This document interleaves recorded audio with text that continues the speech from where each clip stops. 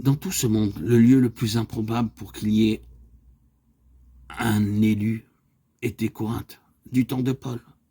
Et cependant, le Seigneur est apparu à Paul dans une vision la nuit et a dit, j'ai un peuple nombreux dans cette ville, acte 18-10. Avant qu'une seule âme soit sauvée, j'ai. Et non, je vais avoir, mais j'ai. C'est une chose éternelle, voyez-vous, et je le répète, nous ne serons jamais informés qu'il y a des élus dans tel ou tel lieu. Notre affaire est de croire que Dieu puisse avoir, oui, qu'il a ces élus cachés dans des endroits les plus improbables. Mais ici, vous voyez, ça introduit l'importance du service qui est sur la base de la direction par le Saint-Esprit. Le Saint-Esprit sait, et l'Église, à ses débuts, était une Église dirigée par le Saint-Esprit dans tout son ministère et son service, et ne mettait jamais en lumière un lieu où il n'y avait rien comme résultat. Dieu savait. Même dans la sécheresse et la désolation d'un désert, il eut un homme qui passait avec son char, et le Saint-Esprit y conduisit, là, un serviteur. J'illustre uniquement le principe. Le service dirigé par le Saint-Esprit n'est jamais en vain, mais cela doit être un service dirigé par le Saint-Esprit. Les élus furent d'abord affranchis, nous n'avons pas besoin de nous attarder à considérer l'affranchissement.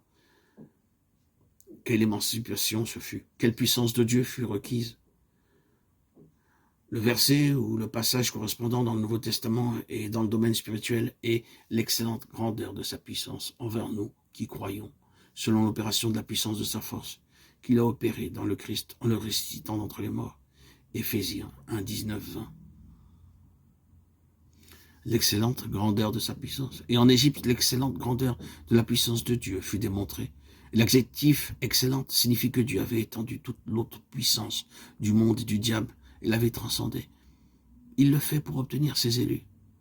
Cela est requis pour avoir ses élus. Même si nous pouvons ne pas apercevoir l'immensité de cette puissance, elle est à l'œuvre pour notre émancipation.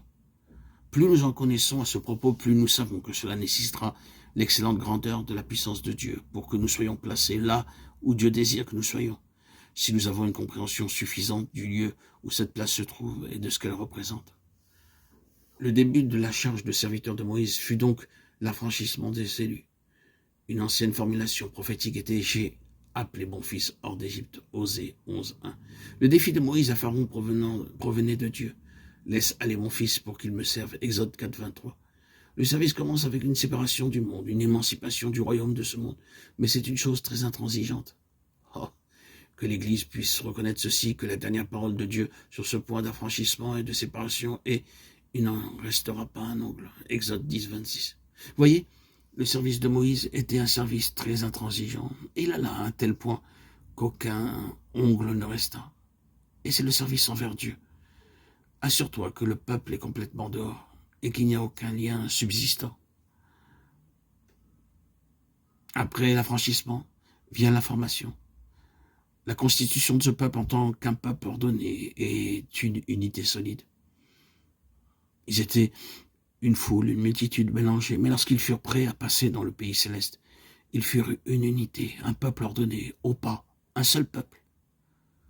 La formation du peuple de Dieu de cette manière est une affaire considérable et toute la vie de Moïse fut prolongée dans ce travail d'amener ces personnes à la formation constituée selon Christ avec les lois du royaume des cieux. Et avec cette formation, il y avait l'éducation, leur enseignement, leur instruction de manière très concrète. Ces principes du royaume dont ils devaient hériter leur étaient enseignés, non en théorie, mais de manière pratique. Je ne peux pas m'attarder sur tout cela. Vous voyez qu'il y a ici une quantité immense de détails. Je peux uniquement les rassembler dans ces mots. Affranchissement, formation, éducation. Et c'était le service envers Dieu. Voilà le service de Dieu.